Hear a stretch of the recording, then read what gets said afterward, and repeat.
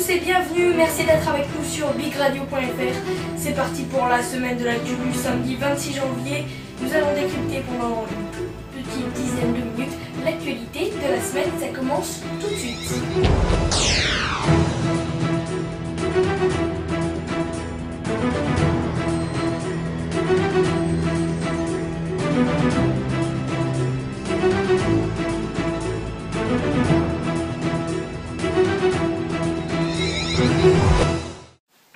Et on commence par parler de l'actualité du lundi 21 janvier 2013. Et le gros titre, c'est bien sûr les États-Unis qui célèbrent le début du second mandat de Barack Obama.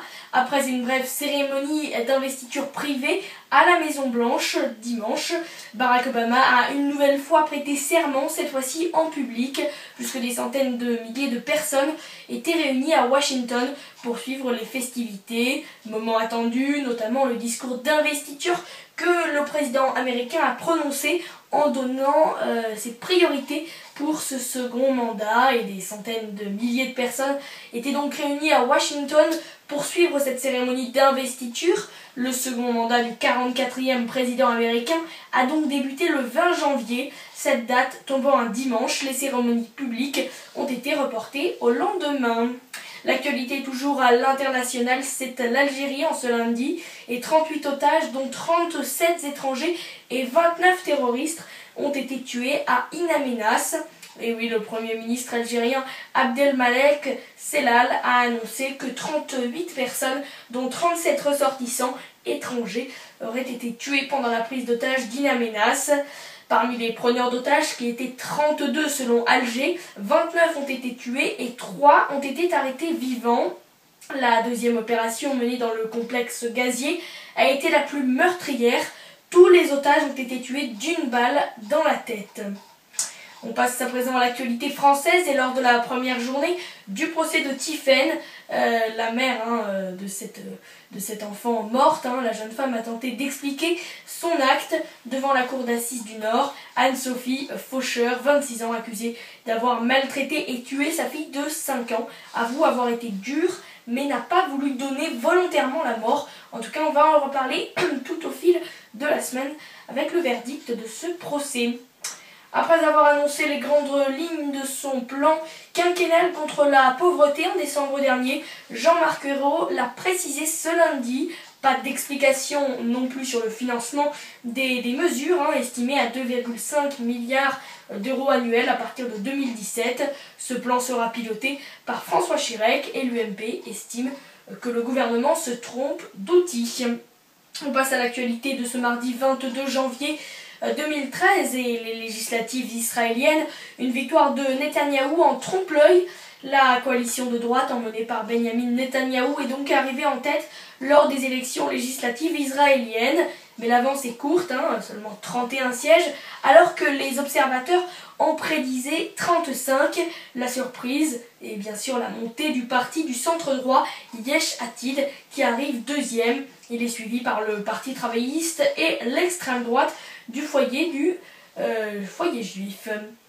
Le cinquantenaire du traité de l'Élysée, et oui, à l'occasion des célébrations du cinquantenaire du traité de l'Élysée, François Hollande et Angela Merkel se sont exprimés lors d'une conférence de presse commune ce mardi.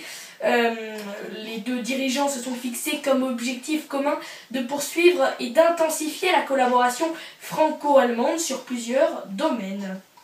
La fuite de gaz à Rouen, et oui, la fuite d'un gaz traçant, non toxique selon les autorités, a été décelée lundi à l'usine Lubrizol de Rouen. L'odeur s'est faite sentir à des centaines de kilomètres à la ronde jusqu'à Paris et même dans le sud de l'Angleterre.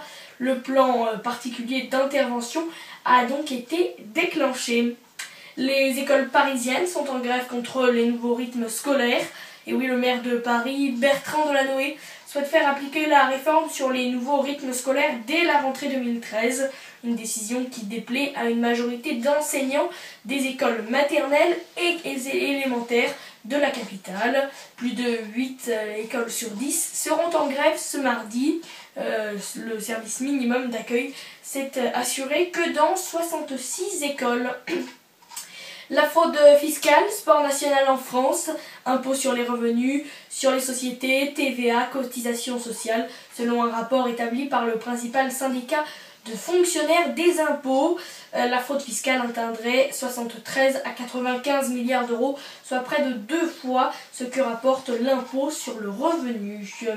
Et puis les Français ont déposé plus d'argent en 2012 sur leur livret A. La collecte du livret A pour l'année passée s'élève à 28,16 milliards d'euros, un record loin devant les 18,7 milliards récoltés en 2008 qui constituait le précédent record. On passe à présent à l'actualité de ce mercredi 23 janvier 2013 et c'est premièrement la Cour suprême mexicaine qui décide la libération immédiate de Florence Cassé.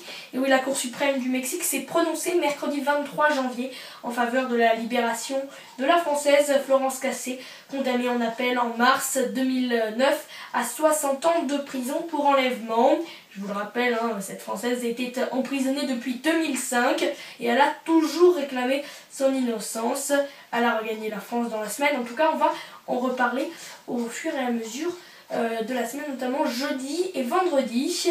Mais avant cela, la réaction de François Hollande qui a déclaré mercredi soir dans un communiqué que la décision permettait à la France de remercier tous ceux qui, au Mexique comme dans notre pays, se sont engagés pour que la vérité et la justice prévalent. C'est une période particulièrement douloureuse qui prend fin, a ajouté donc le président de la République. David Cameron, le Premier ministre britannique, promet la tenue d'un référendum sur le maintien du Royaume-Uni dans l'Union européenne d'ici à 2017. Démonstration d'un regain d'eurosceptisme triomphant outre-Manche, mais les relations entre Londres et Bruxelles ont souvent été compliquées, voire houleuses. On passe à présent à l'actualité française et Vincent Peillon présente sa refondation de l'école alors que les enseignants grognent contre le projet de décret sur la réforme des rythmes scolaires. Le ministre de l'Éducation a présenté ce mercredi en Conseil des ministres son autre texte phare, le projet de loi sur la refondation de l'école. Et face aux critiques du projet, Jean-Marc Ayrault a annoncé la prolongation de la concertation sur le sujet.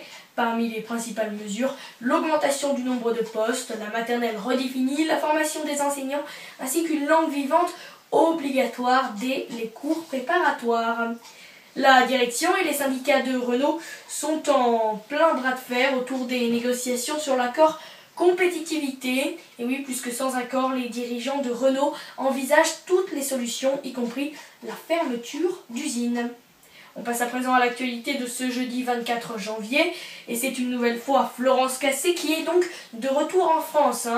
Florence Cassé, yeux clairs et volumineuse chevelure rousse, a été accueillie après l'atterrissage de son avion par le chef de la diplomatie française, Laurent Fabius, et le ministre délégué aux Transports, Frédéric Cuvillier.